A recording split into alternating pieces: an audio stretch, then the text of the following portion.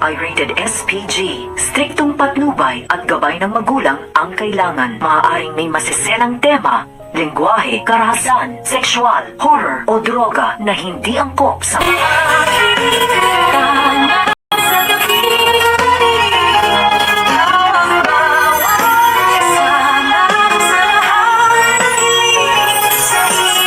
Magandang araw!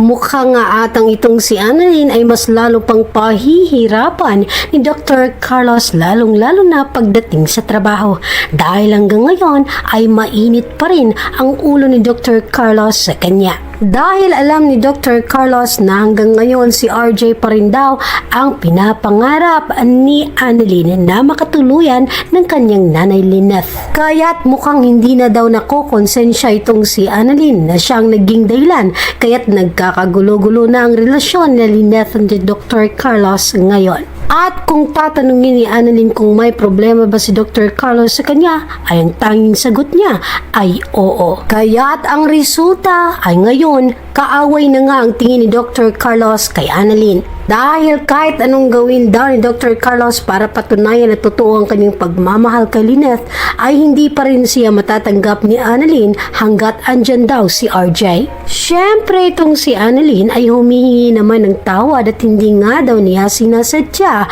ang nangyari, pero hindi din niya intensyon na sirain ang relasyon ng kanyang nanay Lyneth at ni Dr. Carlos. At sana daw wag daw siya pag-isipan ng masama dahil wala naman daw siyang ibang kagustuhan kundi ang maging masaya ang kanyang nanay Lyneth. Kahit kung masaya ang kanyang nanay Lyneth kay Dr. Carlos ay hindi naman niya ito haharangan at pipigilan. Ngunit itong si Dr. Carlos ay wala namang panahon daw para makinig sa mga paliwanag ni Annalyn. At kung ayaw nga niya na masaktan siya ni Dr. Carlos ay mas mabuti pa nga daw na umalis na lang at lumabas ng kanyang opisina. Samantala itong si Annalyn ay hindi pa rin nakaligtas sa init ng ulo ni Dr. Carlos sa kanya dahil pati pagtrabaho niya ay kukontrahin at ipapahiya din siya. Dahil itong si Dr. Carlos ay wala nga daw siyang pakialam kung ano man ang research na ginawa ni Annalyn para makatulong sa pasyente.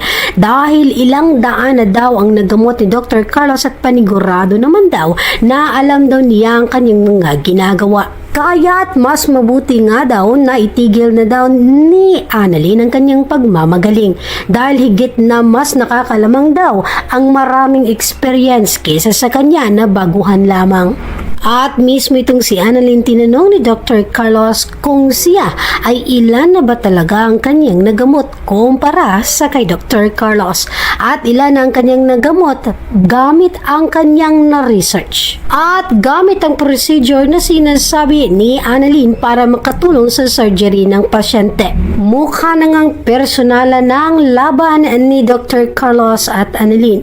Kaso nga lang itong si Dr. Carlos ay mas lalo at ipagpapatuloy pa rin niya ang pag-init niya ng ulo at pagpapahiya kay Annalyn sa harap ng mga katrabaho. Ramdam naman ni Doc Landon na iba na ang pakikitungo ni Dr. Carlos kay Annalyn kaya't pilit nga niyang i-comfort itong si Annalyn habang itong si Annalyn ay hindi na lang umimik at nakikinig na lang na alam niya na hanggang ngayon ay galit pa rin itong si Dr. Carlos kaya't hindi na lang niya papatulan. Naging mahirap na nga ang sitwasyon ni Annalyn ngayon dahil kalaban na ang turing ni Dr. Carlos sa kanya at wala na rin siyang magagawa itong si Annalyn dahil si Dr. Carlos ay gustong patunayan at ipakita kay Annalyn na ang mas magaling sa Eastridge Hospital ay walang iba kundi si Dr. Carlos kaya tuwag na nga daw magpakitang gilas itong si Annalyn dahil useless lamang ito. At to the rescue naman itong si Doc Landon dahil alam niya na itong si Annalyn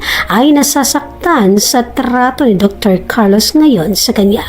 Kaya't sabi ni Doc Landon na sana nga daw ay naintindihan ni Annalyn at sana ay balang araw ay mapapatawa din siya ni Dr. Carlos.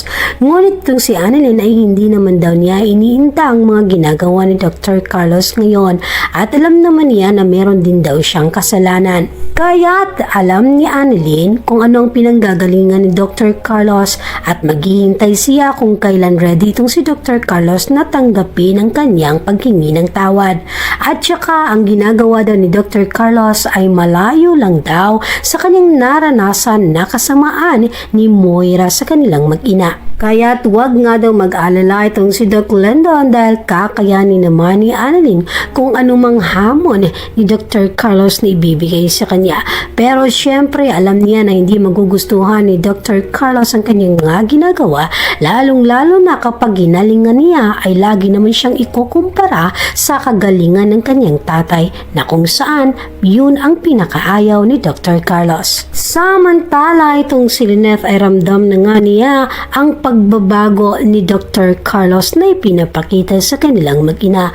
Kaya't pati pag-comfort ni Lynette sa kanyang anak na malungkot ay nakikialam na rin itong si Dr. Carlos dahil masyado na nga daw binibaby ni Lynette ang kanyang anak na konting problema nga lang daw ay nag-aalala na agad itong si Lynette. Mukha atang pati pagiging nanay ni Lynette kay Annalyn ay gusto ring kontrolin ni Dr. Carlos na kung saan ay hindi naman sangayon itong si Lynette sa mga ginagawa ni Dr. Carlos dahil ang pinaka-priority niya ay ang kaligtasan at kaligayahan ng kanyang anak. Samantala itong si Annalyn kahit sabihin pa niya na okay at hindi siya naapektuhan, ngunit bakas pa rin sa kanyang mukha na down na siya at naapektuhan siya sa galit na pinaparamdam ni Dr. Carlos sa kanya. At sa kabilang banda naman, itong si Moira ay sobrang nag-aalala pagkatapos sabihin ni Zoe na ay mga posibilidad na patalsikin nga daw siya ng Apex Hospital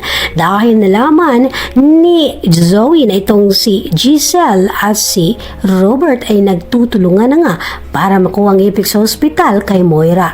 Kaya't kailangan nga daw maging alerto palagi itong si Moira at dapat alam niya kung ano ang gagawin niya para hindi siya magmumukhang kawawa sa bandang huli at siya lang din ang mapapahiya kapag napalayas na siya mismo sa Apex Hospital na pinagmamalaki niya at malakas ang kanyang loob na sabihin na sa kanya talaga ang Apex Hospital. Ngunit dito naman nagkakamali si Moira dahil itong si Giselle ay pagpapatuloy pa rin niya na pagtulong sa kanyang kapatid na si Ubeng para mapabilis ang pagbawi ng Apex Hospital sa kanya at kung anumang hamong ibibigay ni Moira sa kanya ay hindi naman naatrasin ni Giselle. At kahit takutin pa si Giselle na kailangan nga daw pabagsakin muna ni Moira ang Apex Hospital bago mabawi nila Giselle ang Apex.